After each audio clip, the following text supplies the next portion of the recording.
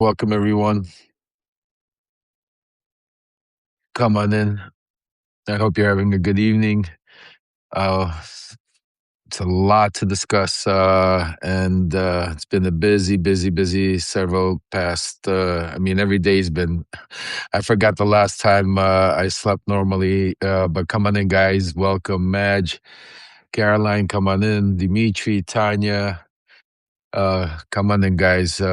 Laura K, we have a lot to discuss, a lot going on, and definitely I want to bring you up to speed on everything that's happening because uh, we are at war, folks. A lot of things, and this is getting more dangerous by the day.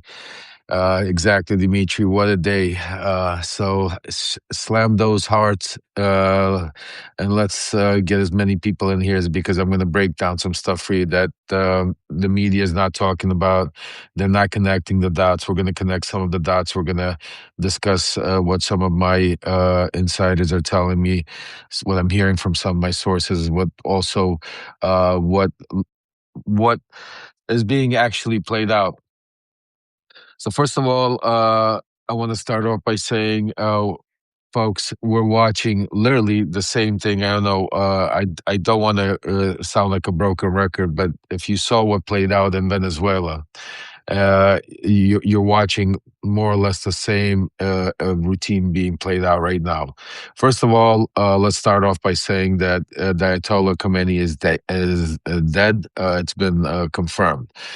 I want to first make a statement, and I want to make it very clear that this is an evil human being. He is tortured and killed for over 4 decades, millions of people. There's no. I'm not going to shed a tear. He deserves to be, gone. This is probably the best news out of everything that transpired. So let's not, and the fact that the right and the fact that the far right and Trump's people and his mega cohorts are running around trying to somehow, muddy the waters, as they say, by saying, yes, Trump got rid of a terrible person. Let's discuss it. Just like Trump got rid of Maduro. Maduro was also a very terrible person. And let's just go back for a second what happened when Maduro. If you remember, Trump took out Maduro. What was going on? You saw people in Venezuela. You saw people around the world. You saw people here in America, literally here in my backyard in Miami, Venezuelan people celebrating that and praising Donald Trump, praising that the big bad wolf Maduro was gone.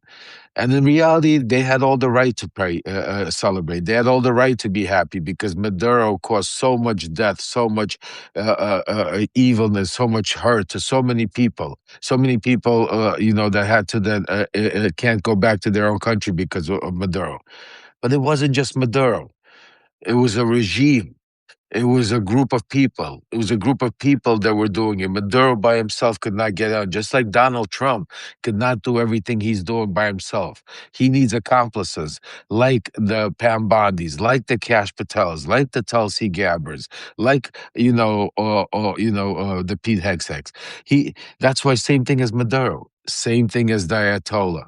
These are all people, these are figureheads that have regimes. So when you want to do something, and that's why I want to say to you, the next morning after that, when the people of Venezuela woke up and realized that yes, Maduro was gone, but still the oppression was still there because now Delcy Rodriguez, his right hand, was in power. It's the same person, maybe even more worse. The same regime, the same people were still in power and just now getting praise from the president of the United States. Now they're dealing together. We're working with them. Nothing changed. And now, day by day, the people of Venezuela are suffering and starting to find out that there's nothing good happening. Meanwhile, Donald Trump and his donors and his partners are getting rich off of that. And who are they using for that? Qatari banks, MBS, the Saudis. You know, and the other thing I want to make very clear is remember what I told you. Donald Trump would not be able to do what he did so easily with Maduro if he didn't have the approval of Vladimir Putin. Because remember, Vladimir Putin, two very biggest pawns that he's been playing and using in this game is Venezuela and it is Iran. And both of them have to do a lot strategically with the control of with what's going on in the world, because a lot of it is powered by, folks, oil. And a lot of it has to do with oil, the price of oil, what's going on. And we're going to get into all of this because what's happening today, because as well as I'm watching TV right now, as the media is responding to it, we have people in California. In California, why? Because California is like the second biggest place where people, just like we have people in Miami, they were celebrating the capture of Maduro. People in California, all over the world, are dancing and praising that Ayatollah Khamenei is dead, that a lot of his inner circle are dead. But that doesn't change anything. I want to make it very clear. Donald Trump has no plan. There is no plan. I've been speaking to people on the inside all day. There is no plan to go in there and to change the regime, to help. There's no coordination with the opposition, just like there was no coordination with the opposition with Machado in Venezuela. Think about it. Think about what happened in Venezuela for a second. Donald Trump, instead of promised a change and something new, and instead of embracing Machado, the opposition, the person that was fighting for democracy, for the person that, instead he basically had her come down here, stole her Nobel Peace Prize, literally to for her to stay alive, and sent her back, and is dealing with the same regime. Same thing here, folks. Donald Trump is not planning on going there to help those people, those poor people. Just think about over 30,000 people got slaughtered by the Iranian regime, and Donald Trump, because Donald Trump said to him, "Come out and fight. We're going to come out and help you." Slam those hearts, folks. Lots of things we're going to talk about. We need the algorithm to work. We need a lot of people to listen to what we're talking about, because this is extremely important.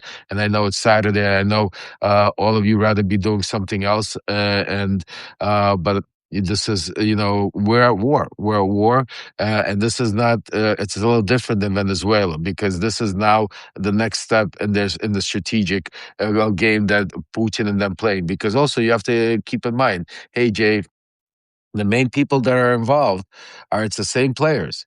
You have Steve Witkoff and you have Jared Kushner that are leading the same conversation simultaneously with Russia, simultaneously with Iran.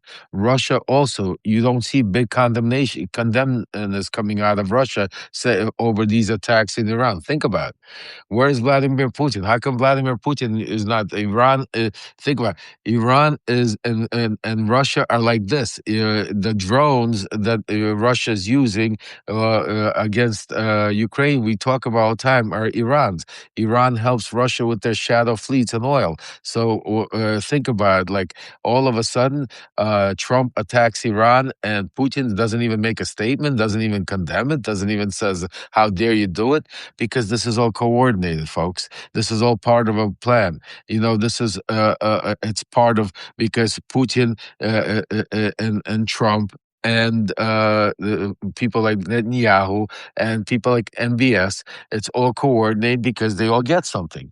And we're going to talk about it, because the people that right now are rejoicing in the streets that the Ayatollah Khamenei is gone, they should be in their head, because he was one of the worst of the worst, and that is a good thing, But the way, it's the same thing as Donald Trump when he tries to take care, use ICE by saying that we need to get rid of all the rapists and murderers out of our country. Absolutely, we all agree on it. Absolutely, we all agree that Maduro is a bad guy and needs to be dealt with. We all agree that the Ayatollah should have been, killed, prosecuted, whatever you want to call it. We all agree on this. It's the purpose of what he's doing it for, and then how he's doing it, and also what is taking place as the chain link of events happen. So let's talk about it a little bit. First of all, why the all of a sudden immediacy? Uh, we have Donald Trump coming out and the White House giving us a couple of different lies. The first lie they're talking about is all of a sudden that we have that there was a certain intelligence reports coming in that Iran was going to there was an immediate strike that Iran was going to do. Think about that, folks. Iran, if you look at the pictures for the past several days, literally even yesterday, the day before, you saw Jared Kushner, you saw Iran dignitaries and Witkoff sitting there talking and discussing about, plans of, working something out. So the fact that Iran was planning on attacking who? Who was Iran planning attacking? Us, the United States? Were they planning on attacking Israel? What was the imminent attack? There was no imminent attack. I'm going to get to that. The other thing that they're talking about is they're saying the administration is coming out saying that they were days, literally days away from getting nuclear weapons. Well, if you listen to Donald Trump's own words, and the administration was saying that he already wiped out, annihilated Iran. Remember the 12-day war? Remember, folks, he said that they annihilated all the weapons. So now all of a sudden they were days away from nuclear weapons. You can't make up the lies. The truth is two things. There are two very important things that are happening right now this is what I want to sound the alarm. And this is what I want to talk about, okay? So we spoke about, I want to, first of all, before we go into the two important things, why they're breaking it, I want to talk a little bit more about the theatrics that are happening and connect some more dots of what's taking place. So if you take a look at the connection between Venezuela, Russia, and the United States, it's the same people negotiating, same people talking, and what is involved in all of them? Oil. Why do I keep saying oil is very important? Because not only is it very important for Donald Trump, because it makes a lot of his donors a lot of money, makes him a lot of money, but for Russia, that's the number one resource that they have to not only sustain their war that they're having against Ukraine, but also to be able to get their country oils, minerals, and all kinds of stuff. That's why Ukraine is such a gold mine to them. So in both attacks, you saw that Donald Trump basically got a win. Putin gave him figureheads. Putin didn't allow Donald Trump to go in and change regime. Putin basically said, you could take Maduro, but you're going to leave Delcy Rodriguez there. So we are going to continue, and this is how we're going to do it. And Delcy's going to play ball with us. And believe me when I tell you, if Putin would have called Maduro, and this is very important, and told Maduro to play ball with Donald Trump, Maduro would have played ball with Donald Trump. That all was staged because I spoke to Maduro back in 2019. Maduro was willing to do a soft landing there. Maduro was not trying to be going to war with Donald Trump. Donald Trump needed that because Donald Trump needs the headlines. Donald Trump not only needs the headlines, but he's chasing that star of the Nobel Peace Prize. So he needed a win. So that's why Maduro became disposable. That's the world that they live in. Same thing here. Uh, what's his name? The Ayatollah. He's 7 years older than Donald Trump. He's almost 90 years old. He's a figurehead. There's already so many younger and so many more aggressive leadership that are dealing under them. For Trump, it was just basically Putin said, okay, here's just think about where they struck. They struck the Ayatollahs where they where him and the old guard was meeting to give what? Trump a win, because what is happening now, just like in Venezuela attack, we are the strongest. Look, within one strike today, we ended the war. Again, we destroyed Iran. They're not telling you that Iran right now is attacking U.S. bases. Iran right now is using the same, what's it called, terrorist attacks that Russia's using, the same drones into hitting Dubai, hitting all over the Middle East, attacking Israel. There's other people lives actually. They're not talking about that. What they're talking about is that they killed the Ayatollah. And what's next? What's next is now Trump is putting in the people's hands. He wants the people. He's telling them to do an uprising without any support to go up against over 1 million, jihadists jihadists that have arms, ammunition, weapon that just killed 30,000 people to begin with. And Donald Trump is saying, "Okay, I killed the Ayatollah. Now you guys go into the streets by yourself and get your country back." It's ludicrous. All he cares about is the headlines, and it's all talk about. And what's happening in the meantime? In the meantime, you got Donald Trump, his family, Steve Witkoff, his family, and Jerry Kushner, the Saudis, and Donald Trump donors are the ones that are making money and doing all these oil contracts. Where I told in Venezuela, you got Harry Sargent and the crew. In Russia, you got Gentry Beach signing contract. We just talked about it over there in Alaska, and basically, Iran and Venezuela are two tools that are being used strictly to manipulate to give Donald Trump his little wins, but nothing changes. And it actually instead, and I'll actually reframe that. A lot changes. What changes, it gets a lot worse. Because right now, what people are realizing in Venezuela, the people are going to start realizing in Iran. Because while Donald Trump is going to parade that he, took out the Ayatollah, that he, supposedly probably is going to say that he now stopped another war instead of saying that he started another war. In the meantime, and behind the scenes, what is happening? Russia is continuously bombarding Ukraine. And through terroristic acts, it gets worse and worse by a day. In Venezuela, they're selling the oil and sending the money to Qatar, not for the American people or the Venezuelan people, but to be distributed between Trump donors and Delcy Rodriguez, the same corrupt administration. What's happening in Iran right now? Yes, they took out the Ayatollah, they took out certain people, but they're not planning. There's no a full length plan like we're going to go in there and we're going to help the people prop up and regime change. They talk about regime change, but it's not really regime change. They're talking about actually Trump is putting in people that are corrupt enough that will play ball with them, and they're taking out the figureheads. The figureheads that are basically, it's like for hunters that go hunting, it's to kill that prey and put it on their wall. So this is what Donald Trump's getting, the prey of getting it. So he has Maduro, and then he has that Ayatollah Khamenei, and for a lot of people that's huge, because somebody like myself, like I'll give you an example, knowing when you come from places where you're so oppressed, where your family suffers, where you go through dictatorships, these people, yes, they are symbols of that oppression. So two things could be right at the same time. We can be happy, absolutely, and we should be happy that Ayatollah Khomeini is dead. He's gone. He's evil. We have to be happy about that. We should be happy that Maduro is gone. He's evil. These are evil people. But we can't be happy because of the lies that are being pushed on that is the solution and that solves everything. Because that's the lie.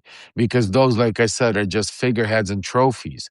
The real solution, the real problem is still there. The same oppression is happening in Venezuela. The same oppression is right now what's happening in the Middle East. The outpour is just the beginning. Folks, the news cycle is going to change, but with the pain and the suffering of all the people that are going to suffer. Just think about all the people. We don't even talk about how many people have died and suffered, the kids in Palestine and Israel. We don't talk about how many people are being killed and are dead in Ukraine. You know what I'm saying to you? Now you're going to have people be dying all over Iran. Now you're going to have people, travel. Think about the travel restrictions. You have right now, you can't travel now to Dubai, to any of these countries. Tourism is going to get destroyed. Europe, this is another ploy for Putin, this is a great thing, because think about how he's going to disrupt the Europe right now. You're going to start seeing migration again from people from all of these different countries that are going to be bombarded under war through the Middle East, running again, what's it called, to places like Germany, to the UK, and others that are already overwhelmed by immigration problems. You're going to start seeing, and that is all part of Putin's plan, because the more disorganized, the more they can't keep paying attention to what he's doing, and that is trying to take over all that. In the meantime, what are they doing? They're controlling the oil and the gas. So let's talk about that for a second. So what? Who wins here? I made a little chart for a second. The winners and the losers. Before we talk about like why and the timing, why it's being done right now, because we're going to go to the winners. Russia. Russia wins because right now if everything goes to as planned, as Putin, Trump, Bibi, and MBS, the new axis of evil have organized, this is in their world what would play out. Russia would get Ukraine and Eastern, a lot of the Baltics, so they would get land, they would get or control of oil and gas, and resurrect Nord Stream 2 and Nord Stream 1, and use all of the transitions through the old pipelines, to be able to distribute. Russia, win-win all around. What does Bibi get?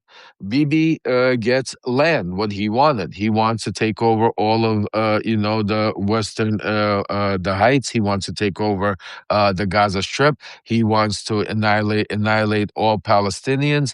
Bibi wants to be able to get that. So this is what Bibi gets out of that.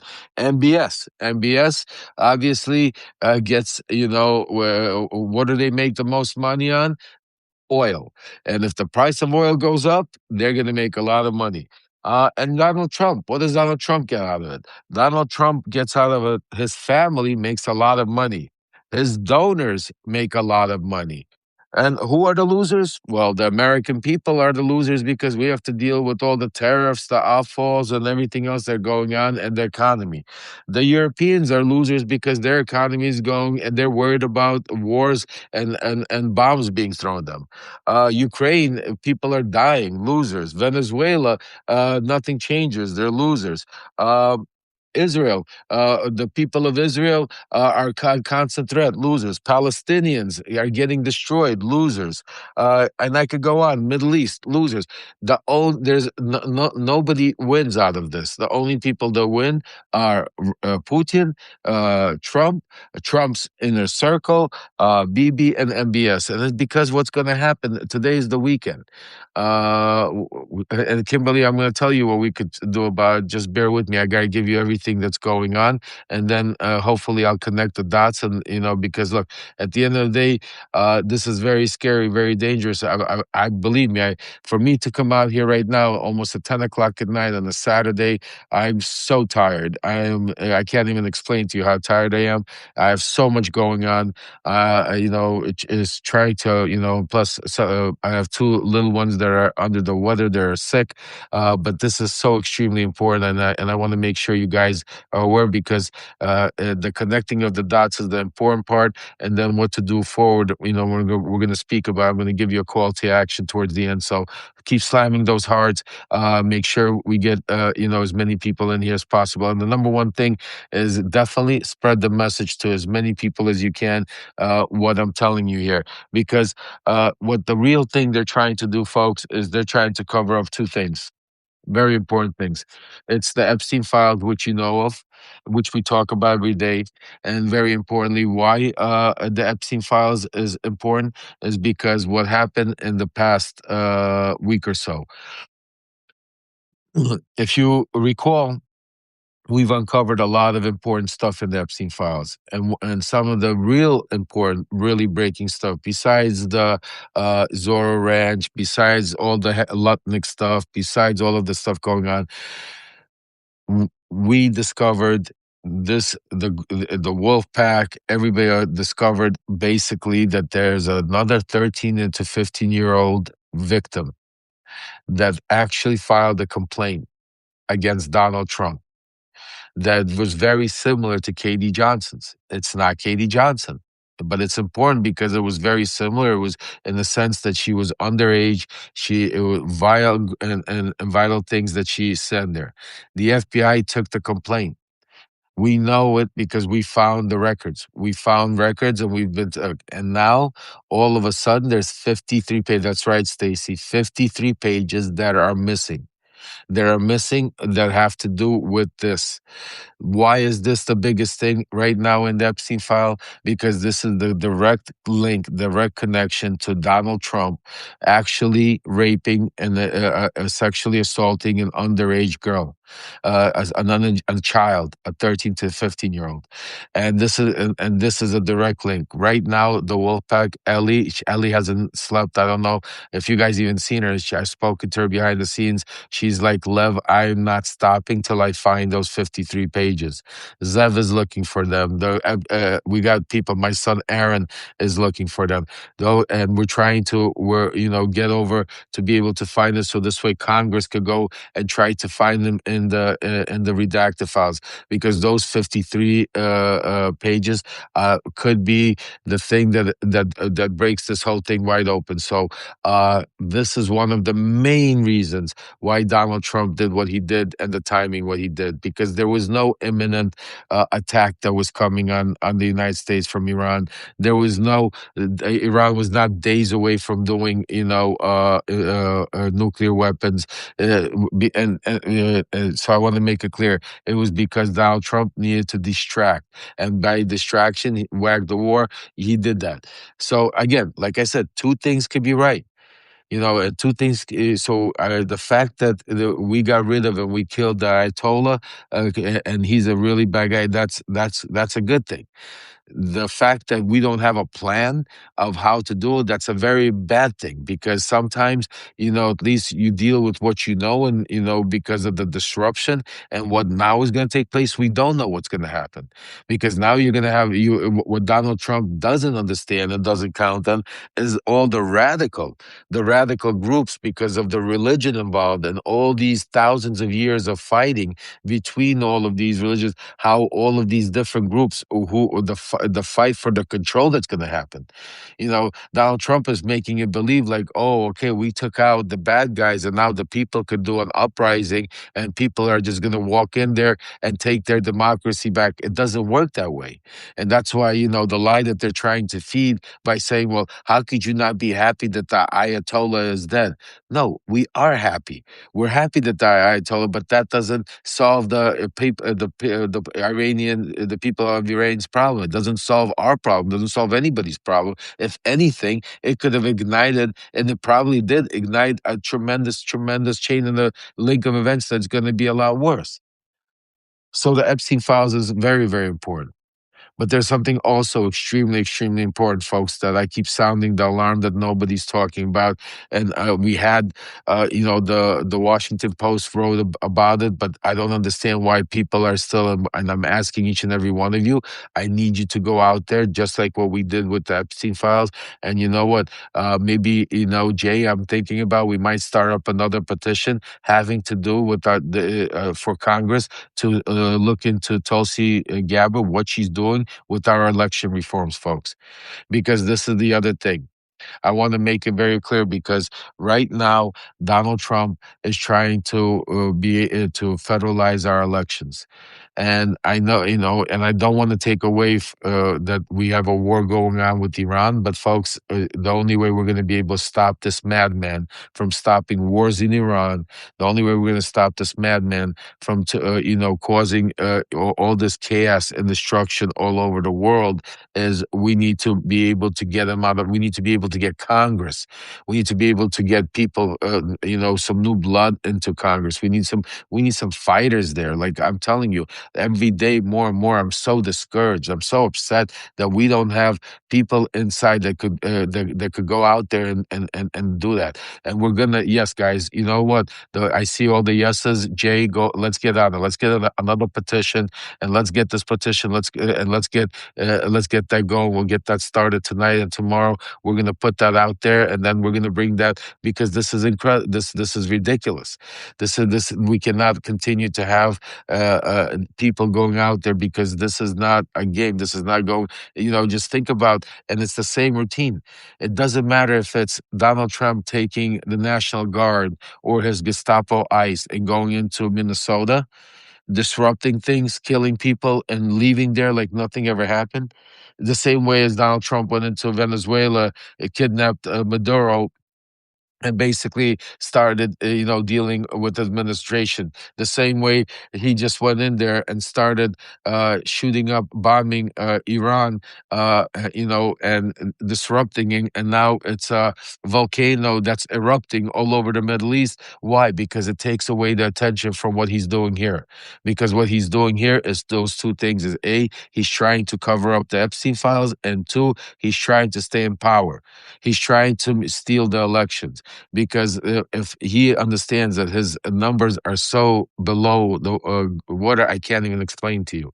So that is why I want to make it very clear. That's why I did this emergency live, and I want you guys. I'm going to put it out there later on tonight or tomorrow morning, or as soon as it's downloads.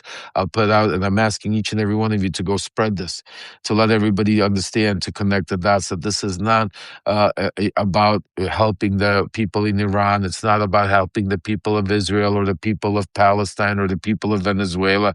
This is, a corrupt a group of people, powerful leaders. I mean, you got the power, that are right now in cahoots.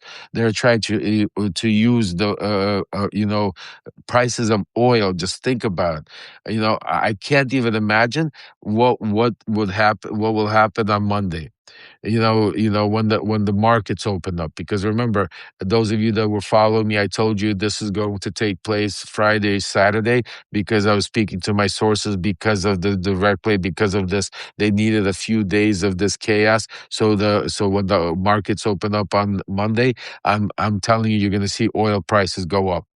Yeah, and if you're going to see oil prices go up, the only people that's going to benefit is going to benefit Russia.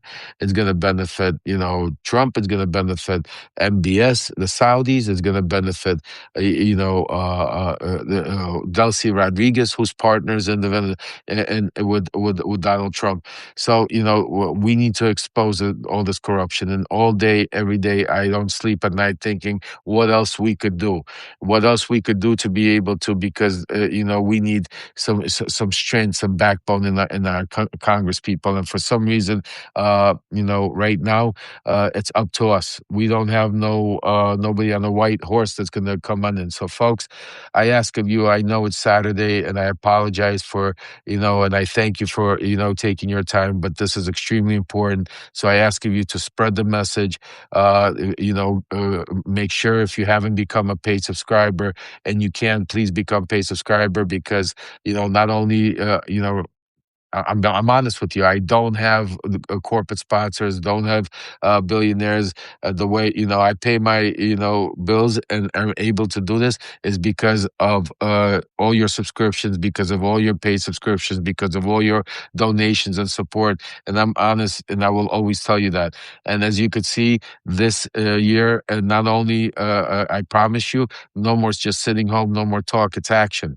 We've been to Washington D.C. twice. We've delivered so much of the Epstein files uncovered. The Wolfpack has grown. And when I say the Wolfpack, I want to make it clear. It's not just me, Ellie, or Zev, or Dean, or Waj, or the Wolfpack is each and every one of you guys. It's each and every one of you that believes in the truth.